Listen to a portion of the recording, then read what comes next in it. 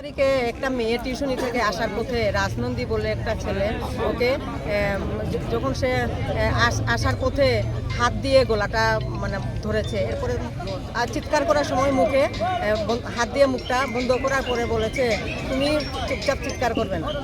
এরপরে যখন সে চিৎকার করার পরে সব পাড়া প্রতিবেশী এসে ওকে জিজ্ঞেস করেছে কী হয়েছিল, এই লোকটা আমাকে এরকম টানা হিচড়া করতেছিল মানে ইজ্জত লুটার জন্য। তখন মানে ওর মা আর বোন পেছনে পেছনে ছুটে যায় এবং পাড়ার যে মহিলারাও এরাও এসে ওনাকে তাড়া করে।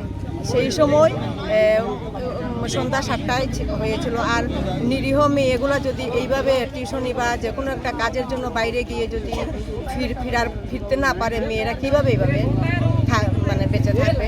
নিজের অন্যটা তো এরা তো খুব অসহায়, টিউশনি করে রোজগার করে, এর মধ্যে বাবাও নেই।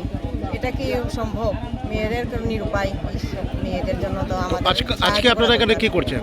আমরা এখানে 29 তারিখে যেহেতু এই ঘটনা ঘটেছে, কিন্তু এখনো পর্যন্ত এই 7 দিন পেরিয়ে গেছে, কিন্তু এখন পর্যন্ত আসামিকে এখনো গ্রেপ্তার করা হয়।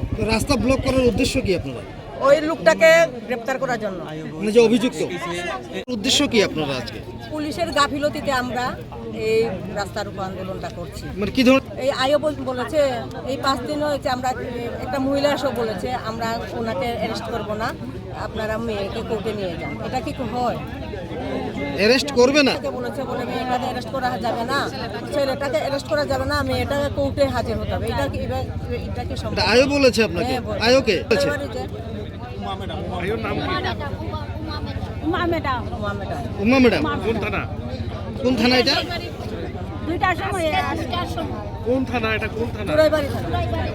না, আজকে 2টার সময় জানিয়েছে আপনাদেরকে এটা? আর এখন রাস্তা অবরোধ করার সাথে সাথে এসে থানা থেকে একজন মানে জানি না কে পুলিশের লোক এসে বলছে অ্যারেস্ট হয়ে গেছে। কিছুক্ষণ আগে বলেছিল অ্যারেস্ট হয়নি, আর অবরোধ করার সাথে সাথে বলছে অ্যারেস্ট হয়ে গেছে। এটা তো আমরা কতক্ষণ আপনারা অবরোধ করবেন?